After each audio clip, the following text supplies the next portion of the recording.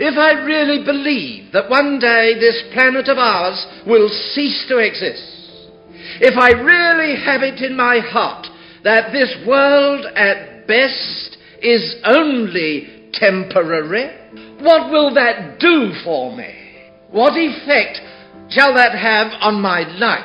And the answer to that question is, as we find in verse 8 of Hebrews 11, it will do for me what it did with Abraham.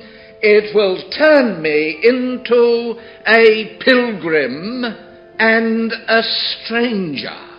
First of all, for the very obvious reason that when it dawns upon me that this planet is but temporary, and my life on this planet is but a temporary thing, it will alert me to the fact that I'm not here forever. It will raise the question of what there lies beyond the temporary. Once let me get a vision in my heart that while this world is temporary, it is leading me to a glorious and eternal city.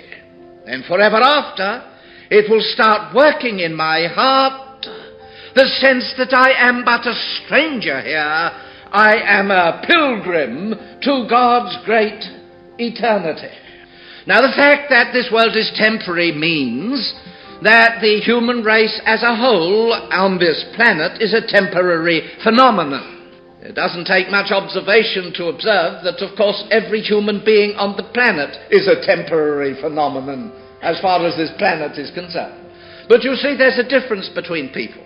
It's like when perhaps you're shivering on the edge of the swimming bath, you'll see, or on the Biddle sands of Port Stewart in the middle of summer when the temperature is -2. You'll see, plucking up courage to dive in and leave the safety of the shore and enter the swirling waters of the abyss. And you'll say, you're standing there shivering, trying to make up your mind whether you're going to dive in or not, when you perceive some evilly intentioned friend of yours sneaking up behind is about to push you in, you'll say.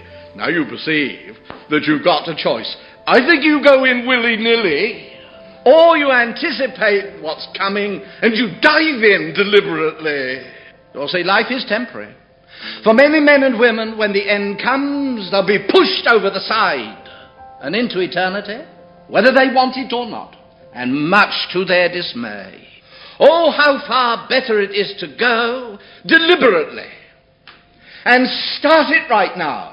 And if we haven't started it before, start now, with the realization in our heart that life here is but temporary.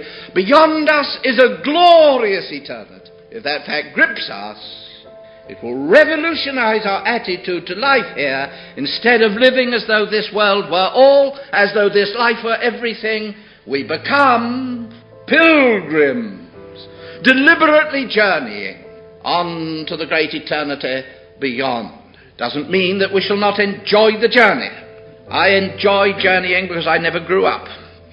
I love being on a ship and watching the captains and hearing the first mate blow the whistle, so long as they don't turn the whole thing over, as nowadays they seem prone to do. I like going by aeroplane and seeing the thing take off, and so forth and so on.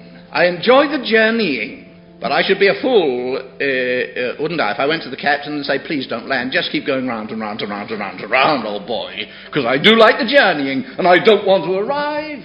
But there's a lot of people who feel like that about life, don't they? They want life to go round in circles, year after year after year after year after year. They make jokes about the grey hairs that come, don't they? And they wish they didn't, for they want a journey, but they don't want to arrive. The true believer is marked by this, that he has become a pilgrim. And his whole philosophy and mindset and attitude to life is fundamentally changed.